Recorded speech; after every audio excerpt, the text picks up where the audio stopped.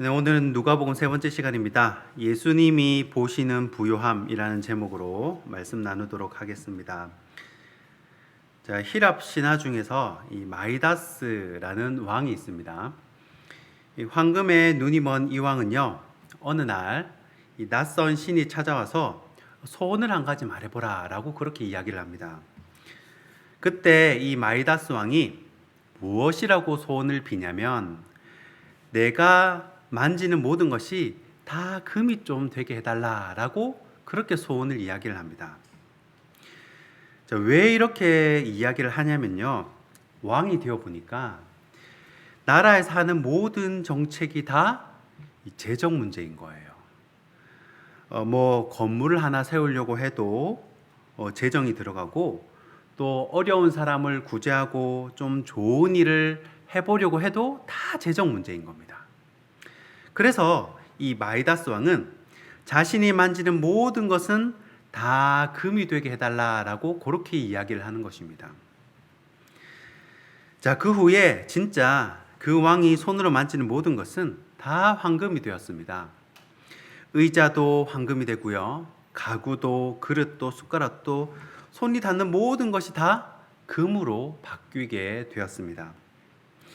여러분, 그때는 얼마나 기분이 좋았겠습니까? 이 금을 팔아서 건축도 할 수 있고요, 또 이 금을 팔아서 군대도 모집할 수가 있고, 또 이 금을 팔아서 값비싼 무기도 얼마든지 수입을 할 수 있기 때문입니다. 아마 이때 마이다스 왕은 이 모든 황금으로 이 대제국을 이룰 꿈으로 굉장히 설레었을 겁니다. 자, 이 마이다스 왕은 곧 자기가 만들어 놓은 이 황금의 세계를 바라보면서 절망을 하기 시작합니다. 왜 절망을 했을까? 사랑하는 딸도 그의 손이 닿는 순간 황금으로 변해버린 겁니다. 부모도 친구도 선생님도 그의 손이 닿는 순간 모두 황금으로 변해버린 것입니다. 그리고 절망하면서 이렇게 이야기합니다. 내가 원한 것은 황금이 아닙니다. 나의 딸 메리의 생명을 돌려주십시오. 마이다스 왕은 또 절규하며 이야기합니다. 내가 원한 것은 황금이 아닙니다. 한 모금의 물입니다. 이 손에 닿는 것마다 금으로 바뀌기에 왕은 물 한 잔도 마실 수가 없었습니다. 이번에는 또 이렇게 한탄을 합니다. 내가 원한 것은 황금이 아닙니다. 지나간 시절 친구들과의 우정입니다. 사랑했던 친구들, 함께 승마하며 모든 일을 함께 했던 친구들도 다 황금으로 변해버린 것입니다. 그리고 마이다스 왕은 자신의 마음속 깊은 곳에 있는 이 탐심을 뉘우치기 시작했다는 것입니다. 오늘 본문의 말씀의 주제는 탐심에 관한 것입니다. 여기서 주님께서는 형과의 재산 분배 문제를 가지고 온 사람을 통해서 사람이 이 참된 가치를 두어야 할 것이 무엇인지를 가르쳐 주는 것입니다. 다시 말해서 이 만물의 본질을 꿰뚫어 보시는 주님께서 이 재산 문제를, 재산 분배 문제를 직접 해결해 주시기보다는 어리석은 부자의 비유를 통해서 우리 모든 사람의 마음속에 있는 이 물질에 대한 탐심을 지적하시는 겁니다.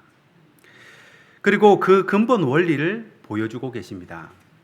자, 주님은 어리석은 부자의 비유를 통해서 인간이 이 세상의 가치를 두고 유한한 물질을 의존하게 될 때 맞게 되는 이 비참한 최후를 보여주시면서 우리 삶의 방향이 영원한 곳에 두도록 알려주시는 것입니다. 이 탐심이라는 것은 나도 모르게 한순간에 이 정상적인 인간관계를 파괴하는 힘을 가지고 있습니다.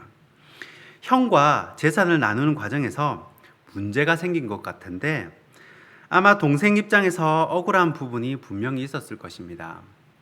형이 불공평하게 재산을 더 가져갔다든지, 아니면 몰래 부모 재산을 팔아서 먼저 좀 썼다든지, 아마 억울한 부분이 분명히 있었고 그것 때문에 형제 간에 분쟁이 생겼다는 것입니다.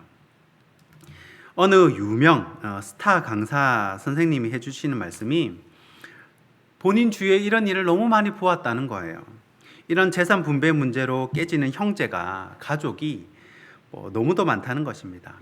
비단 대기업의 형제들뿐만이 아니라 평범한 집안의 형제들도 이 재산 분배의 문제로 얼굴을 붉히는 일이 많다는 것입니다.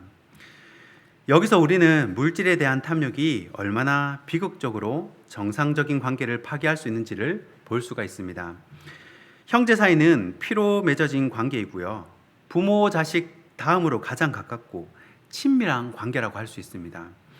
그런데 이렇게 가까운 형제 간의 관계가 재산 문제로 금이 갔다는 것은 물질에 대한 탐욕이 형제 관계뿐만 아니라 그 외에 모든 인간관계를 손상시킬 수 있다는 것입니다.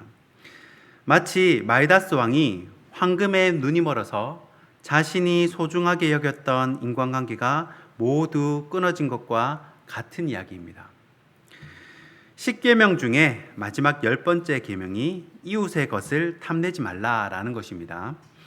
10계명의 제5계명에서 10계명까지는 일륜지 계명, 그러니까 인간관계에 관한 해당하는 계명인데, 수직적으로는 하나님을 섬기며 살아가는 사람들은 수평적으로도 다른 사람들과 바르고 평화로운 관계를 맺고 살아야 함을 가르치는 명령입니다. 그래서 5에서 10계명 중에서 어느 하나라도 어길 경우에는 이 정상적인 관계뿐만 아니라 내 마음의 평안과 행복도 깨어지게 되어 있다는 것입니다. 바로 그 계명 중에 탐심을 금한 내용이 있습니다. 그렇다면 예수님이 말씀하시는 부에 대한 근본 원리가 무엇이겠습니까? 예수님은 과연 무엇을 말씀하고 싶으셨을까요? 오늘 본문은 이렇게 결론을 맺습니다. 21절 말씀입니다. 자기를 위하여 재물을 쌓아두고 하나님께 대하여 부여하지 못한 자가 이와 같으니라. 아멘. 자기를 위하여 재물을 쌓아두고 라는 말 속에서 그 재물은 자기가 애써 번 재물이기 때문에 자기를 위해서 써야 한다고 생각을 했던 것입니다. 이 사람에게 예수님은요, 진정한 부요를 말씀하십니다.